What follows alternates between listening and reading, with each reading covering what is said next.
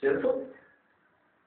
Hoy en día, por ejemplo, hoy se está celebrando la famosa canonización de una monjita, ¿cierto? Que hizo un milagro y que ya la están poniendo en el altar de Dios, que es intercesora y un poco de cosas, una idolatría sin sentido. Hay tanta incoherencia en esa declaración de los religiosos católicos romanos. Y el Estado colombiano allá está, en cabeza del presidente, un Estado que supuestamente es laico, que supuestamente no debe tener influencia de la religión, ¿cierto? Y ya el Senado propuso un día de fiesta, ¿cierto? Para la famosa Laura, un día de fiesta. ¿Y por qué el Estado se da en hacer un día de fiesta para una celebración religiosa cuando no todo el pueblo colombiano es religioso de la religión católica romana? Mire la fusión del Estado y la Iglesia. La Iglesia está prostituida por el Estado y el Estado prácticamente gobierna la Iglesia. Lo que haga el Estado, la Iglesia tiene que funcionar. Allá en Venezuela, la problemática que ellos tienen, la Iglesia va del lado del Estado, la Iglesia católica romana. Y ya mucha parte de la Iglesia evangélica también, ¿cierto? No, la Iglesia, la gran mayoría de la Iglesia evangélica ya no quiere el Estado. La pregunta es, ¿eso es correcto delante de los ojos de Dios? No solamente está prostituido en el asunto de la idolatría, también la Iglesia está desviado en muchos otros aspectos.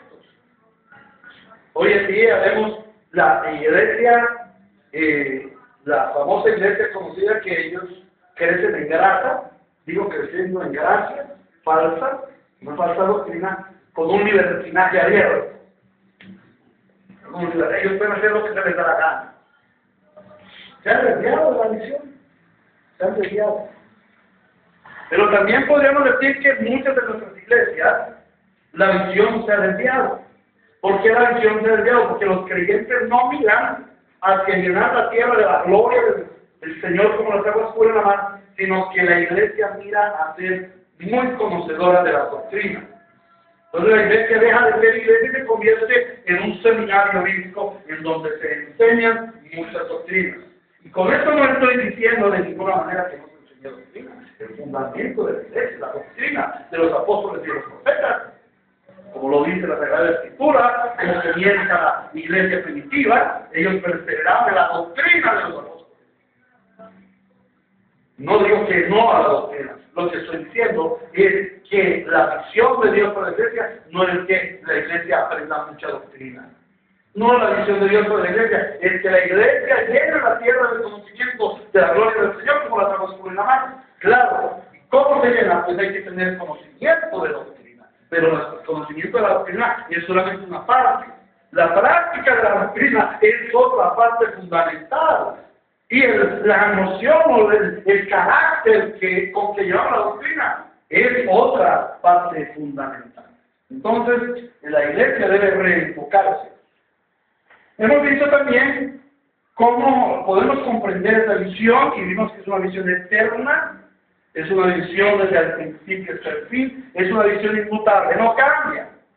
El pecado no altera la visión. Al contrario, el pecado centró más la visión, porque vimos, como lo vimos la semana pasada, esta visión de llenar la tierra de la gloria del Señor como las aguas cubren la mar y de establecer el reino de Dios se hizo a través de la persona de nuestro Señor Jesucristo. La centralidad de Cristo fue cumplir la misión de Dios. La centralidad del ministerio de nuestro Señor Jesucristo en la tierra fue cumplir la misión de Dios. Ahora, la misión de Dios para su iglesia, vimos que se cumple mediante dos acciones de su pueblo. Y el uno es la alabanza y adoración. Alabando al Señor, y nosotros, gracias a Dios, cantamos himnos y oramos con la gloria del Señor, y sabemos muy bien que nuestro propósito es la gloria de Dios. Pero es una parte, la otra parte es el establecimiento del reino de Dios. como lo enseñaba la vez pasada, la semana pasada, ¿de qué vale darle la alabanza a Dios si nosotros aquí no estamos llenando la tierra de la gloria de Dios, estableciendo su reino? Si vivimos vidas pecaminosas, si no evangelizamos, si no producimos el fruto del Espíritu Santo en nuestra vida. Desde el Génesis Dios le dio al ser humano el propósito de llenar la tierra de su gloria y establecer su reino sobre la tierra. Y el primer Adán falló, pero el segundo Adán, Cristo, triunfó. Y es el que llena la tierra de la gloria de Dios y establece el reino de Dios y su justicia en la tierra. Y la iglesia es beneficiaria de la obra de Cristo. La iglesia recibe el beneficio de la obra de Cristo, de llenar la tierra de la gloria del Señor. Si Cristo no llenara la tierra de la gloria del Señor, no habría santos. Porque la salvación es para eso, para que la tierra sea llena de la gloria del Señor, a través de nuestras alabanzas, pero también a través del establecimiento del reino de Dios. Y la iglesia, al haber recibido el beneficio de la obra de Cristo, también debe ejecutar la obra de Cristo en la tierra. Si Cristo estableció su reino en tu corazón por la fe, estoy de la fe para que el reino de Dios venga a establecerse en tu vida, ahora tú debes establecer el reino de Dios en la tierra. Tú ejecutas la obra de Cristo. Nosotros como iglesia ejecutamos la obra de Cristo en la tierra. Toda la iglesia universal debe ejecutar la obra de Cristo en la tierra. Eso ya ha sido objeto de nuestro estudio anteriormente, ¿no? Como la iglesia es la ejecutora de la obra de Cristo. Ahora, vamos a abrir la Biblia en Romanos 14, 17. Romanos, la epístola del apóstol Pablo a los Romanos, en el capítulo 14, perdón, en el capítulo 14, Romanos capítulo 14, en el versículo 17. Allí el apóstol Pablo que está sosteniendo una enseñanza para los hermanos en Roma, que ellos estaban como luchando, ¿no? Entre los que comían una cosa, los que no comían, los que bebían, los que no bebían, cosas de comportamientos, cosas de costumbres. Y el apóstol Pablo dice, en el versículo 15, dice: ahora bien, si tu hermano se angustia por causa de lo que comes, ya no te comportas con amor, no destruyas por causa de la comida del hermano por quien Cristo murió.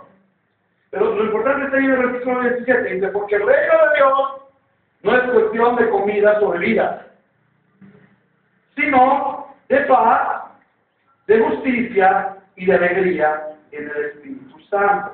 El que de esta manera sirve a Cristo, agrada a Dios y es aprobado por sus semejantes. ¿De qué manera? Que el reino de Dios, paz, gozo y justicia esté establecido en cada persona. Y por supuesto, todas las personas aquí, todos nosotros como santos creyentes, en donde se ha establecido, si Dios ha establecido en ti paz, gozo y justicia, ¿cómo será la iglesia? Una iglesia que establece paz, gozo y justicia, el reino de Dios. El establecimiento del reino de Dios no es comida ni bebida. ¿Qué no es el reino? Para muchas personas el reino de Dios es hacer cosas y especialmente dejar de hacer otras cosas. Y allí el apóstol Pablo en este pasaje nos estaba hablando acerca de las cosas que hacemos. Allí el punto era, si unos comen una cosa y eso hace que el hermano que es más nuevo en la fe dude de la fe, pues por causa de tu hermano, por amor a tu hermano, sacrifícate y no lo hagas. Si yo soy un hombre mal geniado, naturalmente soy mal geniado, y yo manifiesto mi mal genio en algún momento, y resulta que hay un hermano más nuevo en la fe, y él dice: ¿cómo puede ser que ese hombre es un pastor y es enojón, mal geniado? ¿Qué tengo que hacer yo? por causa de mi hermanito yo debo morir a mi enojo.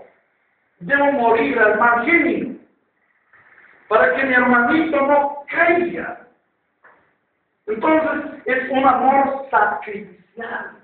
Y la iglesia debe reflejar ese amor sacrificial de Cristo en la gente y entre nosotros mismos los hermanos. ¿Y qué no es el reino de Dios? No es comida ni bebida, no son acciones. Para muchas personas el reino de Dios es llegar a orar y reprender demonios y sacar al diablo a banderazo limpio, hacer exorcismos a la gente. Para otros el reino de Dios es evangelizar. Piensan que ese es el reino de Dios. Hacer cosas, no. El reino de Dios no consiste en hacer cosas.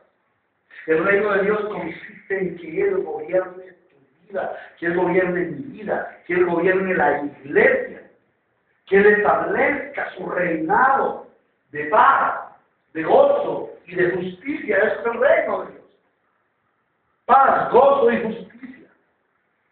El establecimiento del reino de Dios en la tierra ha de producir un fruto espiritual, un fruto santo y agradable al Señor. Mira, allí hay 3 elementos del fruto del Espíritu Santo, porque el reino de Dios no es cuestión de comida y bebida, sino justicia, y paz, y gozo en el Espíritu.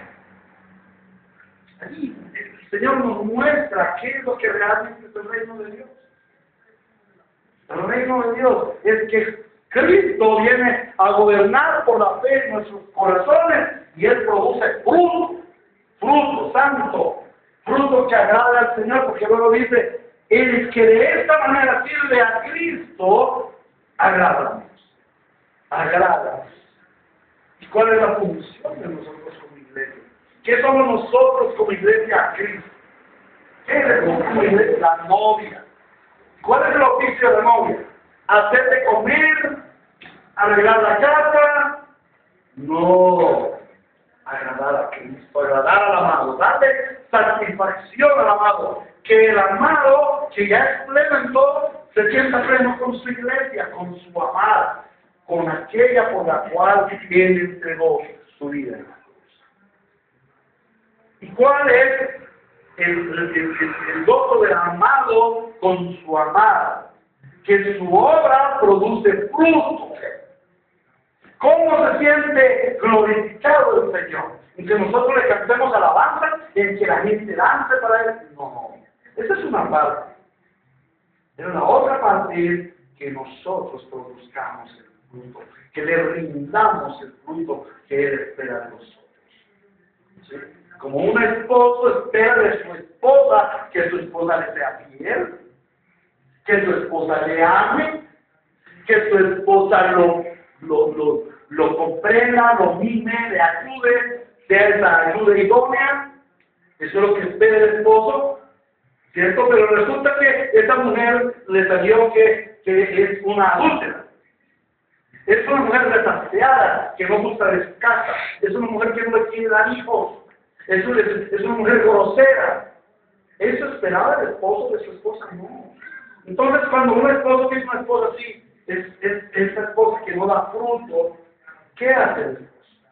La desecha, la deja, se desilusiona con ella. ¿Sabes? A veces la iglesia somos así con nuestro Señor. Somos adultos, somos groseros con el Señor, irrespetuosos, irreverentes, y no buscamos la gloria de nuestro Señor. Y no queremos rendir el fruto que Él pone en nosotros, porque el fruto no es ni siquiera nuestro. El fruto no son las acciones que nosotros hacemos. El fruto es lo que Él pone en nosotros. ¿Y que ponen en nosotros? Tenemos que mirar Gálatas capítulo 5, versículo 22 y 23. Allí vemos el fruto que el Señor pone en nuestras vidas. Gálatas capítulo 5, versículos 22 y 23.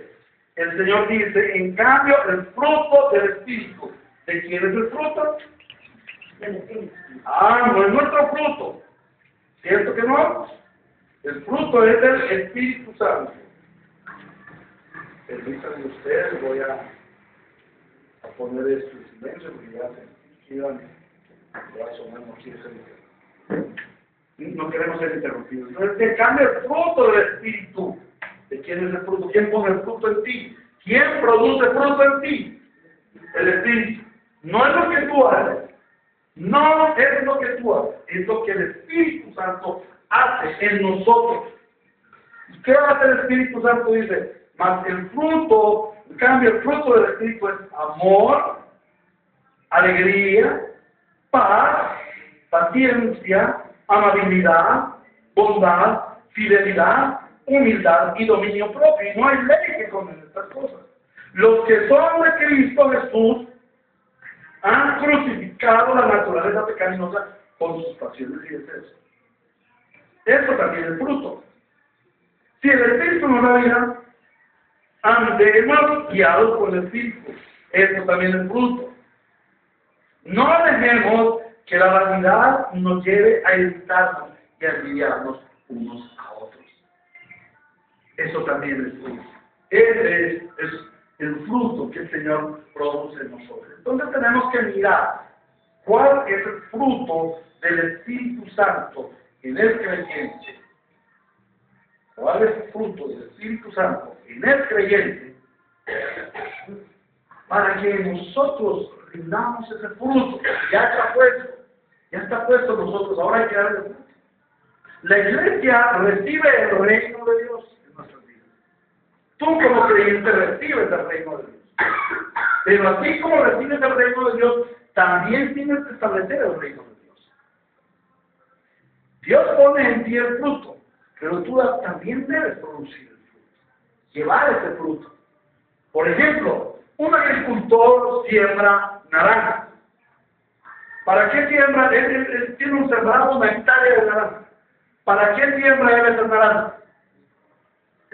Para que le dé fruto. ¿Y luego qué hace con ese fruto? ¿Para qué? Para que la gente se lo coma. Para que la gente haga su jugo de naranja. Para que una empresa haga los concentrados de naranja y todas esas cosas que le hacen con la naranja. La naranja produce fruto que sirve a las personas. Así mismo la iglesia recibe el fruto de Dios. Para producir fruto de Dios, recibe la naturaleza de Dios, esa naturaleza espiritual, porque dice, el fruto es del Espíritu. Alguien que no es del Espíritu Santo de Dios no puede producir fruto espiritual. Siempre viene a producir fruto carnal. Pero el que es del Espíritu de Dios produce fruto del Espíritu de Dios, porque esa es su naturaleza. Y entonces al recibir el fruto del Espíritu de Dios, Él multiplica ese fruto. Multiplica ese fruto. Ahora, un árbol de naranja se siembra con una semilla de naranja, pero produce miles y miles de naranjas.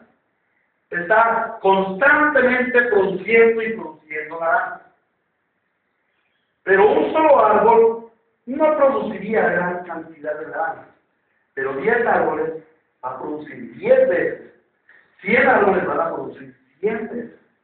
Lo mismo la iglesia, un solo creyente produciendo fruto, pues no es mucho, pero toda la iglesia unida produciendo el fruto, ¿qué hace?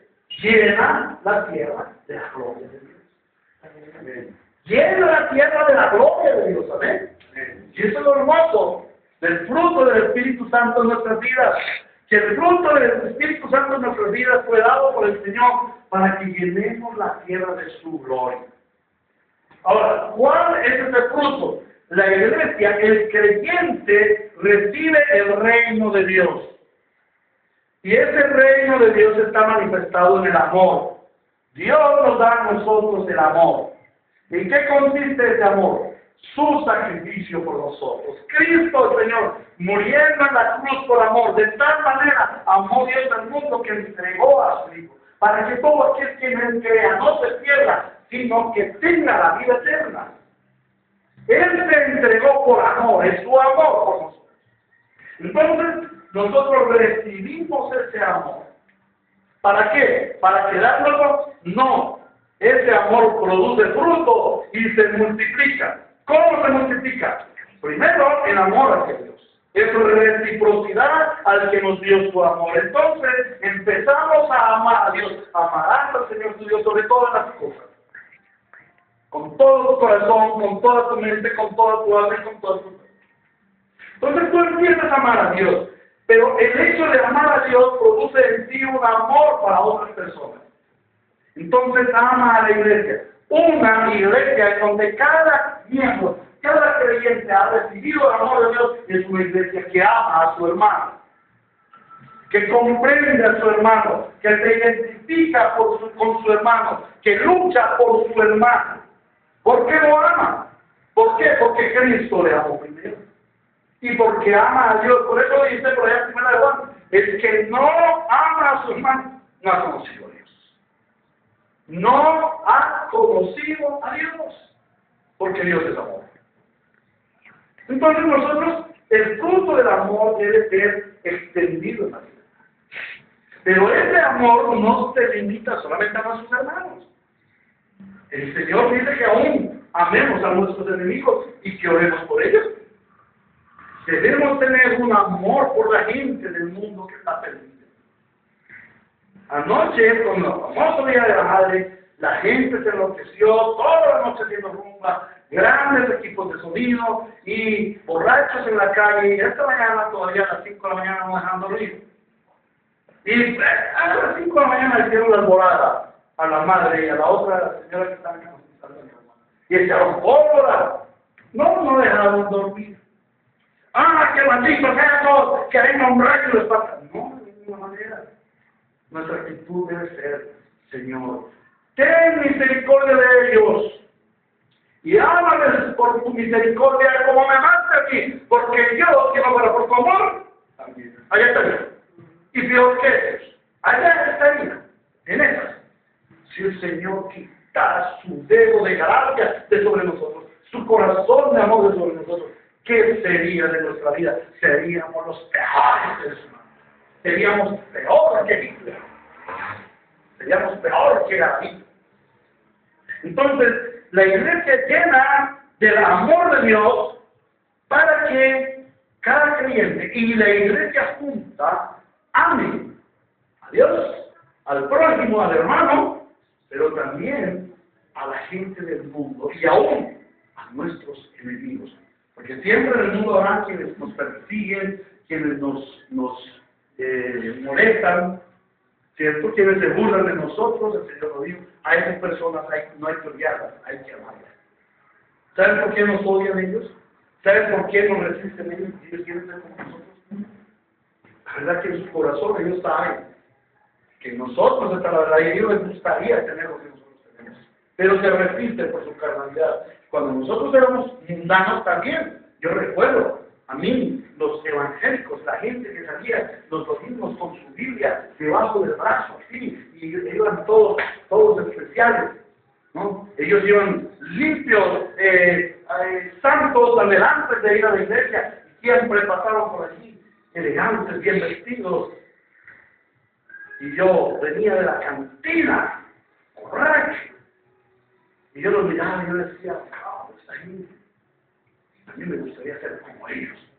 A mí me gustaría ser como ellos. A mí les gustaría ser como nosotros, no crean que no. Bueno, entonces la iglesia recibe el reino de Dios en amor y la iglesia establece el reino de Dios en amor. Es importante que nosotros establezcamos el reino de Dios en la tierra. Hermanos, si no nos conocen por nuestro amor, olvidémonos. La gente necesita ver en nosotros el amor de Dios. La gente necesita ver en nosotros el amor a Dios. Por eso cuando nosotros tenemos actitudes en contra de Dios, pecados, cuando nosotros deshonramos a Dios, la gente nos mira y dice, raros, dicen amar a Dios pero no lo aman. Dicen amar a Dios pero no lo honran. Rara esta gente. Por eso nosotros debemos ser luz en medio de las tinieblas y que la gente nos conozca por el amor. Pero luego dice el gozo, la alegría. La iglesia recibe el gozo de Dios, la alegría de Dios. Y de nuevo uno pregunta, ¿en qué consiste el gozo de Dios en nuestra vida? ¿De qué se trata ese gozo de Dios? ¿En qué consiste el gozo de Dios? El gozo de Dios en nuestras vidas, el gozo como fruto del Espíritu Santo, es el hecho de que nosotros estamos en comunión con Dios. Lo que produce nuestro gozo es que estamos en comunión con Dios. El mundo tiene momentos de felicidad dependiendo de lo que le suceda. Si tienen trago y rumba, ellos están felices. Pero en cuanto se les acaba su capacidad de licor, en cuanto se les acaba su rumba, resulta que ellos vienen a ser infelices. Por eso vemos a la gente después de que se ha emborrachado llorando. Se ponen a llorar, les da la llorona, les da la depre. El guayabo que es precisamente eso, una depresión terrible en el cuerpo, pero también en el espíritu, en la mente, sabiendo que lo que hizo fue pecado. Entonces viene la depresión. Ellos viven de las circunstancias. Si el jefe los llama y les sube el sueldo, se ponen contentos porque les subieron el sueldo. Pero si el jefe los llama y les dice, te vamos a hacer un descuento de tu salario porque tal cosa sucedió, o porque tú dañaste esto, entonces te lo vamos a descontar, o porque alguna cosa. Entonces inmediatamente dicen, no, qué pereza. Ellos viven de las circunstancias. Si están sanos son felices, pero hay alguien que les duele la cabeza, hay alguien que les duele una uñita, la infelicidad viene. El reino de Dios establecido en tu vida, cuando tú vives en el reino de Dios, cuando Cristo ha venido a establecer su reino en esta tierra que se llama su en ti, tu gozo no es por las circunstancias. Porque en este mundo sabemos que tenemos circunstancias. Nuestro gozo es porque Cristo está sobre nuestras circunstancias. Porque Cristo es nuestro gozo. Porque tenemos una esperanza futura, una esperanza gloriosa. Entonces eso nos produce gozo. Vivimos el gozo, no por las circunstancias. Vivimos el gozo por lo que somos, hijos de Dios. Vivimos el gozo por lo que nos espera, la gloria futura. Vivimos el gozo por lo que Cristo ha hecho por nosotros.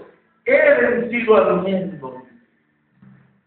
En el mundo tendréis que muchas aflicciones, dolor, seréis perseguidos, humillados, burlados. Mas no os preocupéis, yo he vencido al mundo. Wow, ¿qué importa esta situación que estoy viviendo en el mundo? Cristo venció al mundo. Ese es el gozo de nuestra intimidad con Dios. Entonces nosotros recibimos el reino de Dios de gozo. Y establecemos el reino de Dios. Cuando nosotros está establecido el reino de Dios, podemos ir a otros a llevarles el gozo de Dios. Que aprendan que a través de las circunstancias, por ejemplo, cuando la gente viene a consejería y me dice, estoy pasando por esta circunstancia, estoy en esto, yo les digo, alégrate, porque este no es un problema, sino esta es una oportunidad que Dios te está dando para que tú tengas un nuevo comienzo en él. Esto es una forma de aflicción que Dios pone en tu vida para que tú pongas tu mirada en él. Esto es un regalo de Dios. ¿Cómo va a ser que Dios va a poner aquí un regalo de esa manera? Sí. Para que tú te inclines hacia él, reconozcas que él es Dios, que él es todopoderoso y que él puede orar a tu favor. Si tú vienes con fe y con humildad y clamas al Señor, Señor, ven a mi vida y establece tu reino, porque en mi reino todo va mal. Todo va mal. Entonces ese es el gozo. La iglesia debe establecer el reino de Dios en gozo. ¿En dónde? En mi vida personal, en mi familia. Yo no puedo vivir una vida de gozo en mi vida personal y mi familia en tristeza, mi familia en desorden, mi familia en lucha. Y yo con un falso gozo. No, cuando Cristo está en mi vida, yo impregno de ese gozo a quienes no son creyentes. Y también a los que son creyentes. Bueno, pero también está el fruto de la paz. ¿En qué consiste la paz? En que ya no somos enemigos de Dios. Dios, la paz no quiere decir que ya no tengamos contienda con nadie. Al contrario, el Señor dijo que vamos a tener enemigos que nos iban a perseguir. Hay gente que hace promesas evangelísticas en donde dice, no, te va a empezar a ir bien. Y el Señor dice a mí, los primeros enemigos son los de tu casa. Yo no vine a traer paz, sino contienda entre el padre y el hijo, el esposo y la esposa, entre el amigo y el amigo. Y así es, y fíjense ustedes, la mayor contienda es con los de su casa. ¿Por qué? Porque tú eres creyente y ellos no quieren que tú seas creyente. Ellos quieren que tú seas como antes eras del mundo. La paz no consiste en una ausencia de conflicto. La paz consiste en la amistad con Dios. Y en la amistad con Dios vamos a tener enemistad contra el mundo. Porque el Señor dice, la amistad con el mundo es enemistad contra Dios. O pongámoslo al contrario, la amistad con Dios te va a producir enemistad contra el mundo. Y tú lo has vivido. Entonces, la iglesia, cada creyente recibe de Dios, cuando viene su reino, la paz. ¿Qué es la paz? La comunión con Dios. Ya no somos enemigos de Dios, somos amigos de Dios. Y eso es lo que debemos llevar al mundo. Y eso es lo que debe vivir la iglesia. No somos enemigos de Dios. Como amigos venimos al culto para adorar y glorificar a Dios, porque ahora somos uno en Cristo, con Cristo y para Dios. Y si Cristo es uno con el Padre y nosotros somos uno con Cristo, consecuentemente nosotros somos ¿qué? Uno con el Padre. Estamos en una unidad, no somos una persona, estamos en una unidad. Entonces, en eso consiste que el reino de Dios venga a tu vida y Cristo establece eso, la paz con Dios. Pero ¿para qué? Para que tú también lleves a otros la paz. En nuestra iglesia debe haber paz y nunca contienda. Y es admirable cómo la iglesia de hoy en día anda en contienda. Yo me estoy alejando del Facebook y de esas redes sociales en donde hay tanta contienda entre los hermanos. Ya me tiene cansado. Cada uno poniendo sus ideas, cada uno poniendo su doctrina sobre el amor y tratándose mal los unos a los otros. Y en unas divisiones horribles. Y a veces en la iglesia somos así. Tenemos divisiones con nuestros mismos hermanos. No nos cae bien el vecino. No nos cae bien el hermano. Hacemos grupitos. Entonces, la iglesia, así como ha recibido la paz como fruto del Espíritu Santo, debe establecer la paz, el reino de Dios. De paz en otras personas. Pero también la iglesia recibe la paciencia. ¿Qué es la paciencia? No sé, pochocho. Tranquilo, nada me perturba, yo soy paciente, hay que hacer las cosas fáciles.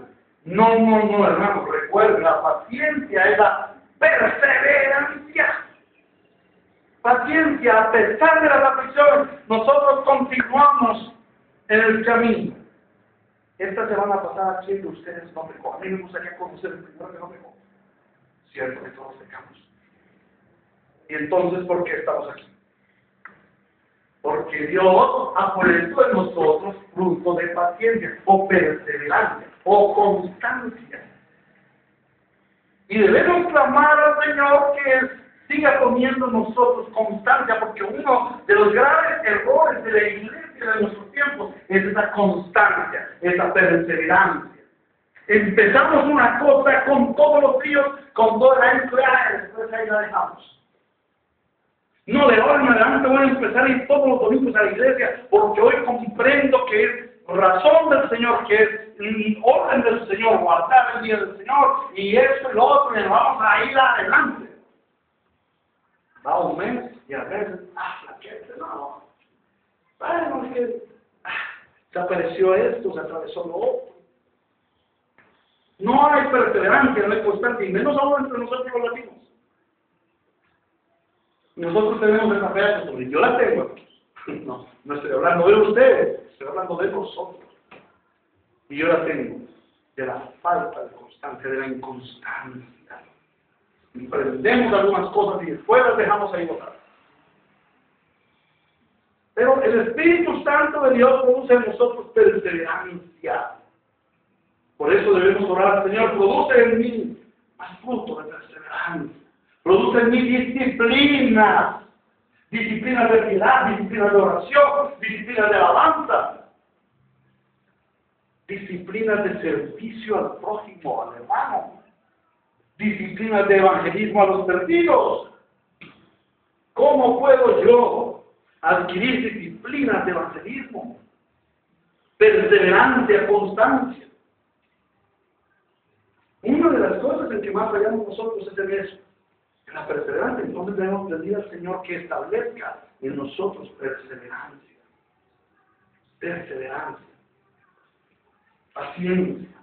Para continuar, para no desmayar. Y eso es lo que debemos impartir a otros.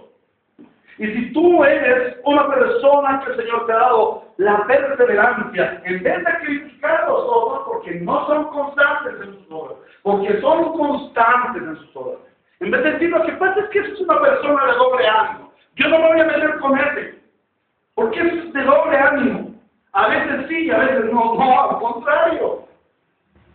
Si tú tienes esa gracia de Dios, si tú tienes ese fruto del Espíritu en tu vida, impártelo a otros, compártelo con otros, multiplícalo, de tal forma la tierra será llena de la gloria de Dios. Si tú impartes perseverancia en otros, la perseverancia te va a multiplicar, y te va a multiplicar, y te va a multiplicar. Les he hablado a ustedes de lo que sucede en Corea a las 4 de la mañana casi todos los días. En Corea, a las 4 de la mañana, casi el 50 o 60% de coreanos del sur son creyentes cristianos de diversas denominaciones. Y ellos son muy constantes en la oración. Allá los tacos no se presentan entre 6 y 8 de la mañana. Allá los tacos se presentan a las 4 de la mañana. Porque la gran mayoría de cristianos van a las iglesias a orar. Y oran entre 4 y 5 o 4 y 6, porque ya a las 6 o a las 7 tienen que entrar a sus empleos, a sus empresas, a sus fábricas, a sus oficinas, a sus bancos, y llegan o ya con la presencia del Señor, llegan habiendo orado, llegan habiendo alabado al Señor, y son perseverantes. Cuando tuve el privilegio de trabajar con los orientales, con los coreanos, de estar con esos coreanos, wow, una de las cosas que más me impactó fue eso.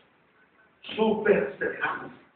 Bueno, así mismo debemos nosotros tratar a otros. No porque tenemos que enorgullecernos, sino porque Dios nos ha dado el fruto de perseverancia, impartirlo a otros. Si nosotros impartimos en nosotros el fruto de la perseverancia, ¿cuál va a ser el resultado? La gente será perseverante. Y si la gente es perseverante en las cosas del Señor, ¿cuál va a ser el resultado? La tierra será llena de la gloria del Señor. Con gente llena de perseverancia. Bueno, también luego está el fruto de la amabilidad. De la amabilidad. Muy buenos días, mis queridos hermanos. Sigan, por favor. Bienvenidos. Muy buenos días. El fruto de la amabilidad. Entonces, este es el fruto del Espíritu Santo que nos lleva a ser amables, comprensibles, generosos con los otros hermanos. Dios ha sido amable con nosotros. Dios debiera habernos destruido. Claro que sí. Nosotros somos sujetos de destrucción de parte de Dios. Él tiene toda la razón para acabar con nosotros. Yo todavía de joven digo, Señor, si es tu voluntad de destruirme, tienes todas las razones. Yo no tengo ni un argumento para decirte, Señor, no me destruya. Esta mañana, leer el Salmo 51, me consideraba yo, mira, David le pidió al Señor, Señor, que tu pueblo sea guardado. En otras palabras, le estaba diciendo, castígame a mí. Tú tienes toda la razón para castigar a mí, pero pues los dos. ¿Quién pecó? Fui yo. No, tu pueblo, por favor, Señor, castígame a mí. Tu pueblo también lo merece. Pero yo fui el que cometió el pecado con Betsabé. Ah, Señor, tú tienes todas las razones para castigarme. Pero Dios fue amable contigo. ¿Qué quiere decir la palabra amable? Amar a quien no se lo merece. ¿Tú te mereces que te amen? ¿Tú te mereces que Dios te ame? No, tú no mereces que Dios te ame. Dios está enojado con el pecador. Ningún pecador merece que Dios le ame. El pecador agravió a Dios de una forma tan terrible que Dios no debiera amarlo, pero mira el amor de Dios tan grande. ¡Qué amabilidad la de Dios! El amor derramado para quienes no lo merecemos. Ahora, tú has recibido ese amor, esa amabilidad de Dios. ¿Cuál es tu deber como iglesia? Si tú has recibido el amor, ¿qué debes hacer ahora? Fructificar el amor, de la amabilidad. Si tú has recibido el fruto de la amabilidad de Dios, ¿para qué es ese fruto? Para que tú produzcas fruto de amabilidad y seas amable con otros, amando a uno de tus enemigos. Imaginemos una iglesia llena de gentes amables. Pregúntate ahora mismo, ¿eres tú amable con tu hermano? ¿Eres tú amable con tu prójimo? Hijos, ¿son ustedes amables con sus padres? Padres, ¿son ustedes amables con sus hijos? Esposos, ¿son ustedes amables con sus esposas? Esposas, ¿son ustedes amables con sus esposos? Ninguno lo merece. Ninguno lo merece. Pero Dios puso ese fruto en ti. Y tú puedes justificarla. Ahora, imaginémonos una iglesia donde todos somos amables. En donde nos aceptamos los unos a los otros sin remilgos. En donde yo acepto a mi hermano tal y como es. Y lo amo. Es una iglesia en donde Dios es magnificado. En donde Dios es glorificado. Porque Él voltea a mirar la tierra y dice, ahí está mi amor, ahí está mi amabilidad. Ellos están produciendo fruto de amabilidad. El siguiente fruto, bondad. Dios es bueno y para siempre su misericordia. Hemos recibido el fruto de la bondad.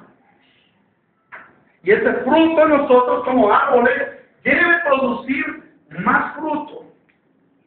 Más fruto, bondad. ¿Cuán bondadoso soy con mi familia? ¿Cuán bondadoso soy en la iglesia? ¿Hasta dónde llega mi bondad? La bondad también significa sacrificio. La bondad debe ser sacrificial. Porque yo debo sacrificarme en aras de otro. Esa es la bondad. Que yo me sacrifico en aras de otro. Una iglesia que se sacrifica el hermano por su hermano. ¿Qué necesita mi hermano? Yo me quito el pan de mi boca para dárselo a mi hermano. Yo me quito el pan de mi boca para dárselo a mi hijo. Pero vaya, falta bondad en nuestra iglesia. La iglesia. Produzcamos, el Señor ha puesto fruto de bondad ahora. Multipliquemos el fruto de bondad. Si nosotros multiplicamos el fruto de bondad, la tierra va a ser llena de la gloria del Señor como lo hacemos. Todos los frutos están relacionados. Mira que no dice los frutos del Espíritu Santo, dice el fruto del Espíritu Santo. El amor te lleva al gozo, el gozo a la paz a la paciencia, el amor, el gozo a la paz a la paciencia, el amor, el gozo a la paz a la paciencia, a la amabilidad, el amor, el gozo a la paz a la paciencia, la amabilidad, la bondad. Pero luego dice el fruto de fidelidad. Nosotros no somos fieles, no hay nadie más fiel que el ser humano. De hecho, fue puesto en el Edén y lo más pronto posible se corrompió, fue infiel al Señor. Y desde nuestro padre Adán somos infieles. Pero Dios, a través de Cristo, que fue el único fiel, el único hombre fiel, ¿sí? Fue perfeccionado en la obediencia, fue fiel a Dios. Dios envió a su Hijo para darnos la fidelidad. La iglesia es fiel. Dios no nos mira a nosotros como infieles. Dios nos ve a nosotros como fieles. No por nosotros, nos ve por Cristo como fieles. Porque Cristo es fiel. Y fue fiel hasta la cruz, hasta la muerte, hasta el sacrificio absoluto, total. Fue fiel al Padre, fue fiel a la palabra y ha sido fiel a nosotros. Su fidelidad no se termina. Y es tan fiel que Él es fiel que salva a un pecador y es tan fiel que lo lleva hasta el cumplimiento perfecto de la salvación, hasta la redención final. Ninguno que haya sido salvado se va a perder en el camino. Eso lo dice la Biblia claramente. Nadie puede decir que no es Él.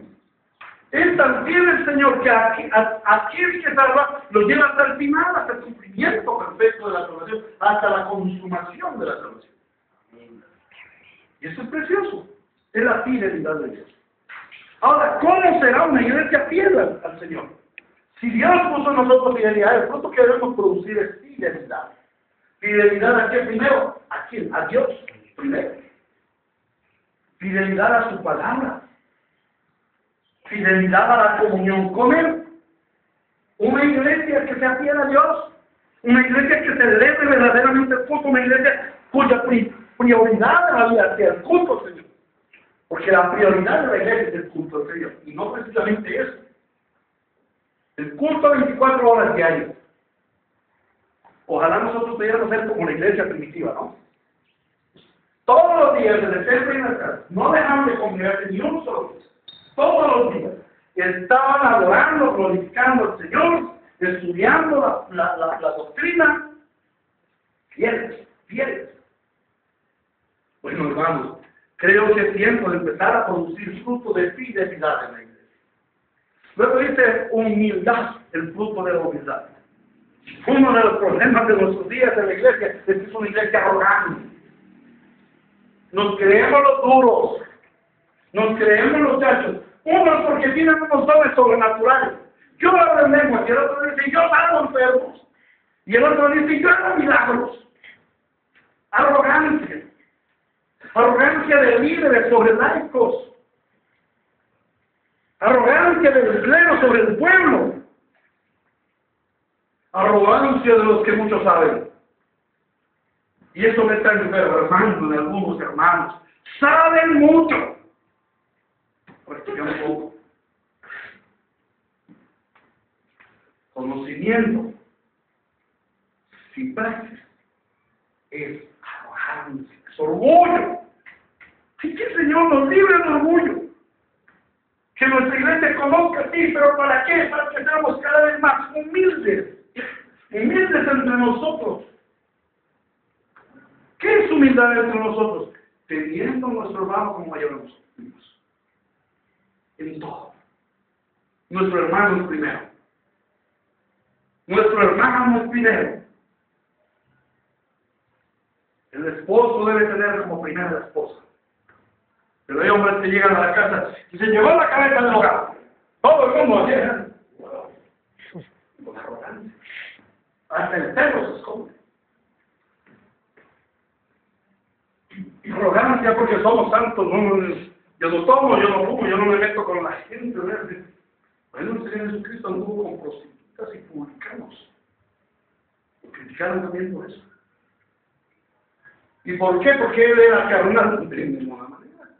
Porque él era humilde. Aprender de mí que soy manso y humilde, dice el Señor. El fruto de la humildad en medio de nosotros, el fruto de la humildad produciéndose en cada creyente, establece el reino de Dios, en Cristo humilde, una iglesia humilde, un mundo que quiere esa humildad. ¿Y qué es la humildad? Algunas personas dicen, no, ser tranquilo, aguantarse los ojos, vestir mal, no alzar la voz, ser un limpito ahí cabizbajo, ¿no? Como un cerdito, tranquilizo. Para donde los llenos de... No, eso no es humildad. Humildad es obediencia a Cristo, obediencia a Dios. Es tener de Él en lo máximo para obedecer su palabra. Humildad es que si mi amo dice algo, yo que soy su esclavo, si mi Señor ordena algo, yo que soy su siervo, debo obedecerle. Eso es humildad. sin remirlos, obedecerle sin remirlos. A veces nosotros no obedecemos, o obedecemos sin remirlos. Finalmente nos habla del dominio propio. El reino de Dios establecido en nuestras vidas nos da dominio propio. Sí, y ahí se concentra, ¿no? Dominio propio significa gobierno. ¿Y por qué el gobierno propio? Porque si Cristo vive en mí, el gobierno de mi vida es la naturaleza de Cristo. Y eso nos da tres aspectos más, porque en el versículo 24 dice, los que son de Cristo Jesús, o sea, los que tienen esta naturaleza, en donde Cristo es el Señor y Rey, y que producen o que han recibido el fruto del amor, gozo, paz, paciencia, amabilidad, bondad, fidelidad, humildad y dominio propio, estas personas viven en santidad. Los que son de Cristo Jesús han crucificado la naturaleza pecaminosa con sus pasiones y deseos. Entonces, la iglesia recibe el dominio propio para santidad. Entonces debemos ser una iglesia santa. En fe, en obras, en acción, en todo. Pero hermano, eso sí es bien difícil, porque nosotros seamos en pecado. Para eso está la iglesia. Para que comúnmente, para que en comunidad de gracia, la iglesia viva en santidad. Por eso, dice el Señor, confesamos los pecados unos a los otros y orar los unos por los otros. Y si alguno de ustedes cae, el otro que es más espiritual, los otros que somos más espirituales, vamos a levantarlo. No, la iglesia es el único pueblo que entierra a sus heridos.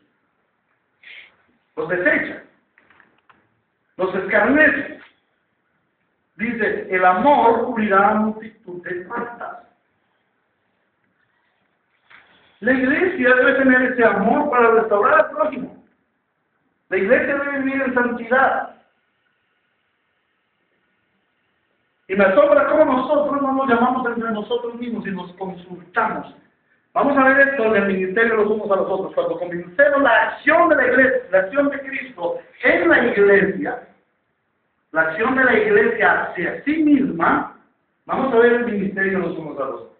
¿Qué es el amor los unos a los otros? ¿Qué es el orar los unos por los otros? ¿Qué es el preocuparnos los unos por los otros? ¿Qué es tener la autoestima los unos a los otros?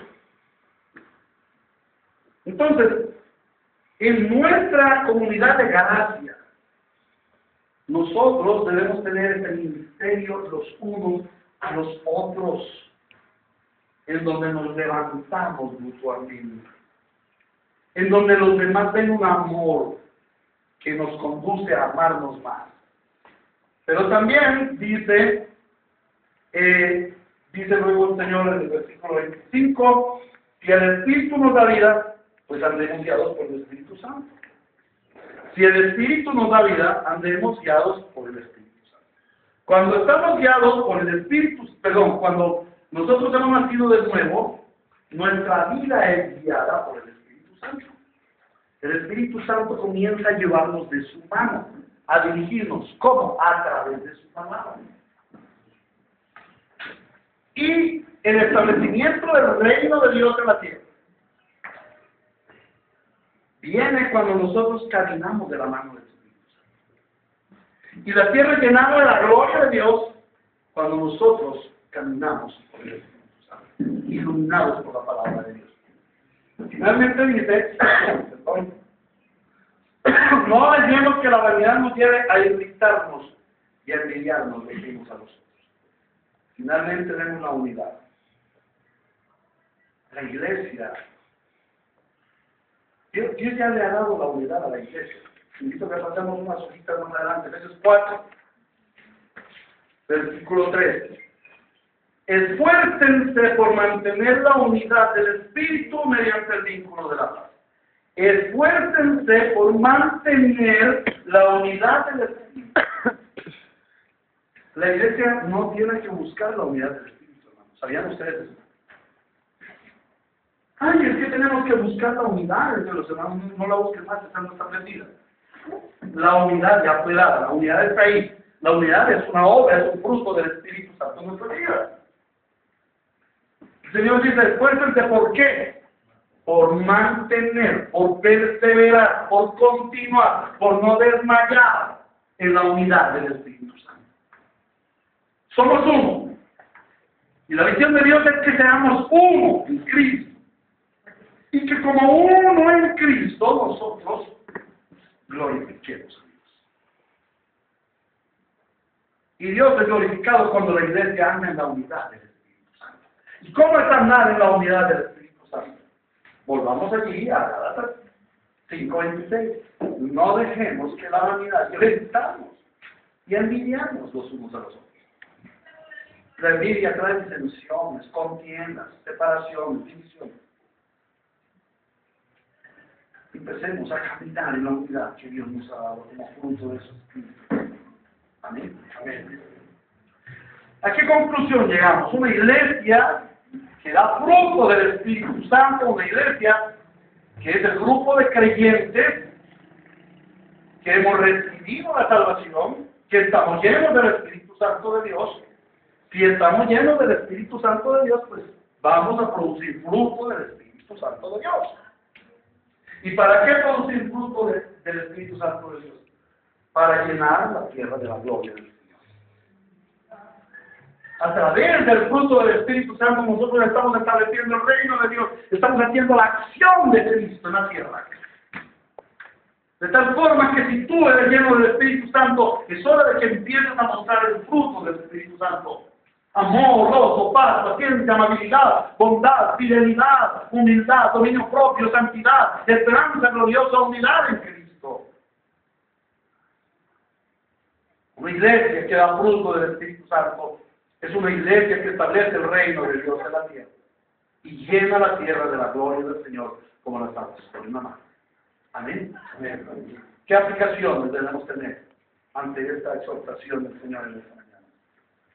Hermanos, lo primero que debemos hacer es un examen.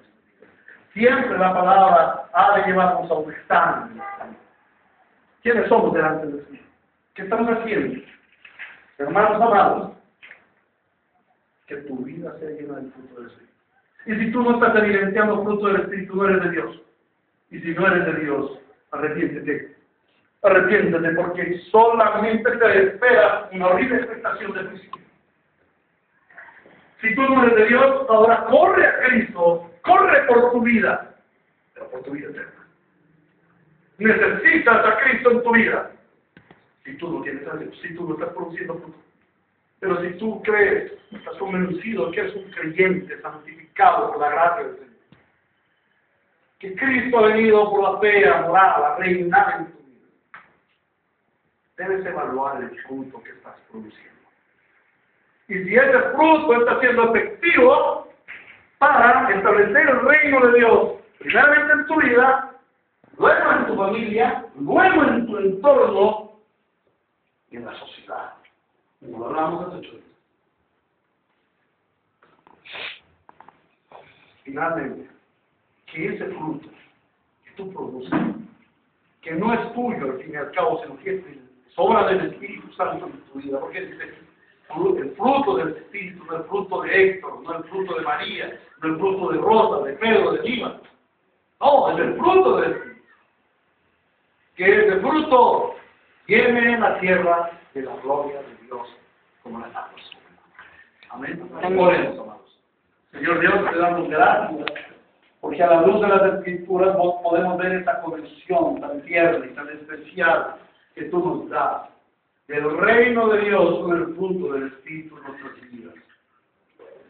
Vemos cómo, Señor, el reino de Dios es paz y gozo y justicia en el Espíritu Santo. Oramos, Señor, para que el establecimiento del reino en nuestras vidas sea una realidad. Para que el establecimiento del reino en nuestras vidas produzca fruto. Fruto abundante, fruto de gloria. Fruto que llene la tierra de la gloria del Señor. Fruto que establezca el reino de Dios en nuestras vidas, en nuestra familia, en nuestro entorno, en nuestro estudio, en nuestro trabajo, en nuestros vecinos, en la sociedad, en las naciones de la tierra.